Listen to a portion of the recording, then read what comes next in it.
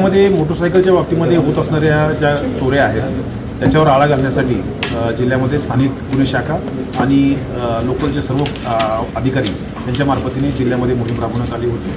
आणि एक बातमी मिळाली होती की ज्यामध्ये सिन्नरच्या हद्दीमध्ये पांडुर्ली भागामध्ये काही मोटरसायकलचे चोर हे विक्री करण्यासाठी मोटरसायकलची विक्री करण्यासाठी त्या ठिकाणी येणार आहेत अशा माहितीच्या आधारावर त्या ठिकाणी ट्रॅप लावला गेला आणि त्याच्यामध्ये 2 आरोपी मिळाले। या 2 आरोपीकडून आत्तापर्यंत 10 संशयित मोटरसायकली हे ताब्यात घेण्यामध्ये यश मिळालेलं आहे।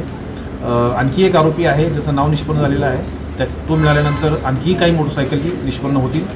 या पूर्ण जिल्ह्यामध्ये मोटरसायकल चोरीच्या प्रमाणामध्ये जर इफेक्टिव्ह आळा घालायचा असेल तर याच्यामध्ये जे गुन्हेगार रेकॉर्डवरचे गुन्हेगार आहेत जे अशा प्रकारच्या चोऱ्या करून ते कुठंतरी त्या मोटरसायकल विकतात, तर त्या दृष्टिकोनातून दोन्ही बाजूने म्हणजे घेणारे मोटरसायकल चोरीची मोटरसायकल घेणारे आणि चोरी करून विकणारे या दोन्हीच आमच्यासाठी गुन्हेगार आहेत।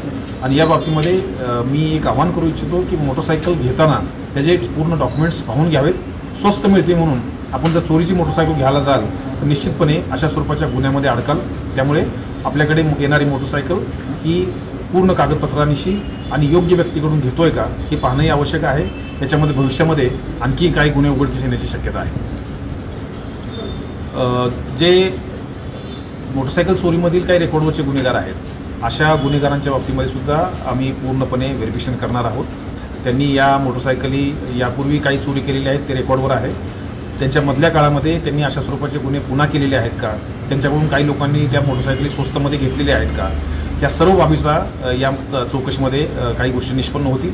आणि जेव्हा केव्हा याच्या बाबतीमध्ये आमच्याकडे पुरावे येतील त्यावेळेस निश्चितपणे मोटरसायकल घेणारे स्टार न्यूजसाठी मोहसिन पठाण, नाशिक।